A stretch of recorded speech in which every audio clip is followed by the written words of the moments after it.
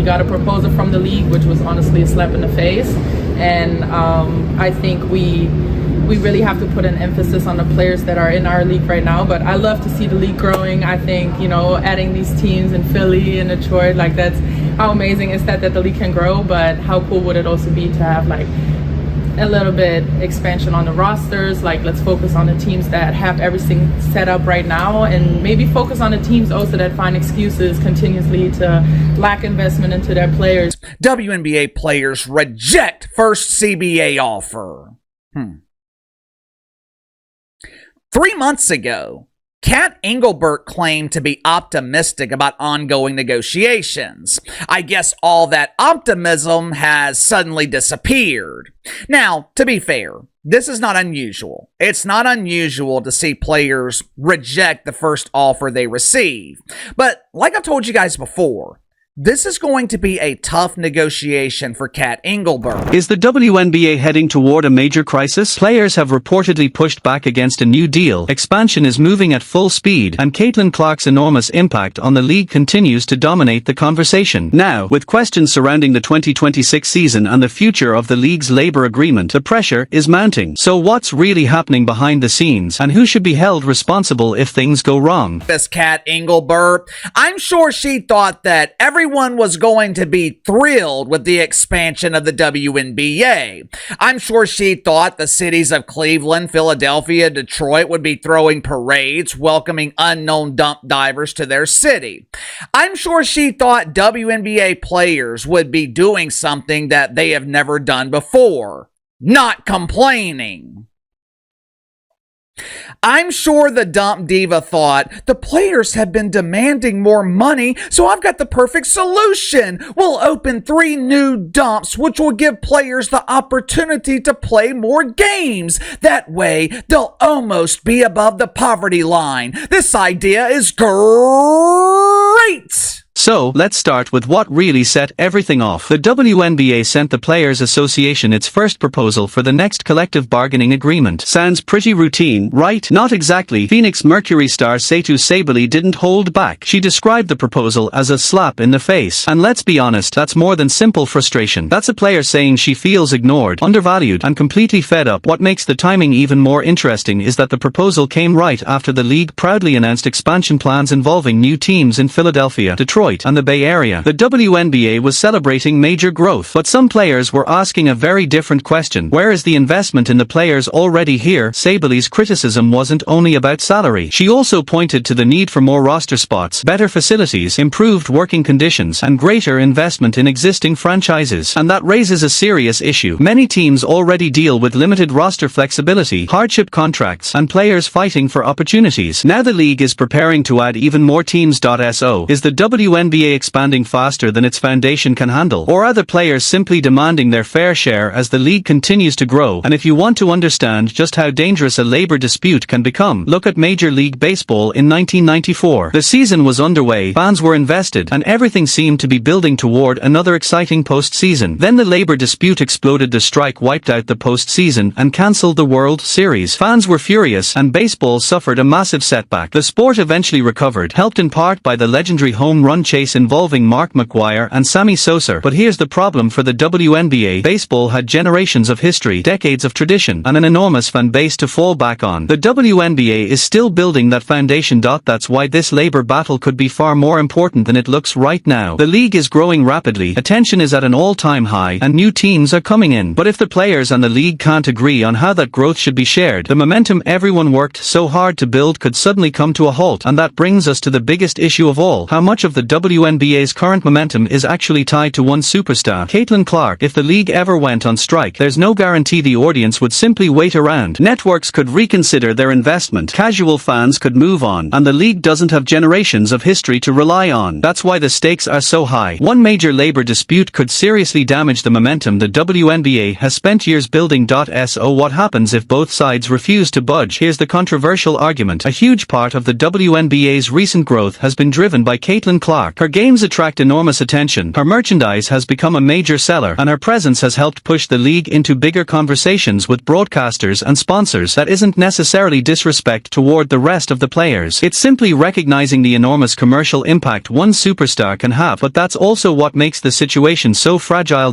If Clark misses significant time because of injury, chooses to play elsewhere, or simply decides she no longer wants to deal with the constant pressure surrounding her career, some of that momentum could disappear quickly. It would be like building a skyscraper that depends heavily on a single support beam. Everything can look stable until that support is suddenly gone, but if the business can't support what they are asking, are their demands even 5 for 95 minutes 49 seconds realistic? Let's not forget 80% of the players will be free agents next year. 5 35 minutes 53 seconds, that's a lot of leverage. But leverage only works if the foundation can hold the weight, can it? So, what did the 6:006 minutes WNBA offer? We don't have official numbers, but rumors say the league offered around $500,000 to $750,000. 6:096 minutes 9 seconds for top salaries, which for a league where the max was previously $250,000 is a serious bump. That's triple the 6:166 minutes 16 seconds current top deal. But players reportedly want more. Some are eyeing $1 million plus base salaries. Some even expect 6:246 minutes 24 seconds superstar money, $2 million or more. But here's the thing, the league brought in just over $60 million last year. That's 6:326 minutes 32 seconds less than a single mid-tier NBA team's merch revenue. You do the math. If everyone's making $1 million, the league 6:406 minutes 40 seconds goes bankrupt fast. So now the question is, are the players chasing what's fair, or are they gambling with the entire 6:66 minutes 46 seconds future of the WNBA? Caitlin Clark had another MIC drop moment this week. She pointed out that players get more money 6:546 minutes 54 seconds winning the Commissioner Cup, a glorified mid-season tournament, than they do for winning the actual WNBA championship. Let that sink in. You win the whole league, you get $11,356. 7:077 minutes 7 seconds win a side cup tournament, you get $30,000. That's like getting paid more for winning a raffle than an Olympic gold medal. Clark isn't just playing 7:167 minutes 16 seconds basketball, she's calling out the system. And she's right. If you want players to take the league seriously, start by showing you value its biggest prize. If that's broken, what else is? 7:277 minutes 27 seconds 3 new teams. That means 3 new. Now think about what expansion actually requires. More cities, roughly 45 additional roster spots, more coaches, more staff, bigger arena operations, increased travel costs, and potentially charter flights becoming standard for everyone. On paper, that sounds like progress. But here's the problem. Some existing teams are still dealing with inadequate practice facilities and outdated locker rooms. Players have raised concerns about inconsistent travel and hotel accommodations, while limited roster sizes can make it difficult for talented players to even find consistent opportunities, and the schedule is getting heavier too. The WNBA has significantly increased the number of games in recent years, with even more expansion being discussed. But are the players ready for an even longer season? More importantly, is the league's infrastructure ready for it? Because this isn't a sprint, it's a marathon. If the league tries to accelerate too quickly without building the foundation underneath it, the entire system could start showing cracks before it reaches its full potential. And there's another major factor the league has to consider. WNBA players have alternatives. For many players, playing overseas has already been an important part of their careers and income. International leagues in places such as Turkey, Italy, and China can offer competitive contracts, housing, travel support, and other benefits. Some organizations provide facilities and accommodations that can rival or exceed what players experience in the WNBA. And now there's another option entering the conversation. Unrivaled, the new league was designed around a different model, with a shorter season, a more concentrated schedule, and a strong focus on player involvement and entertainment. For star athletes, that creates another destination where they can potentially earn money while having more control over how and when they compete.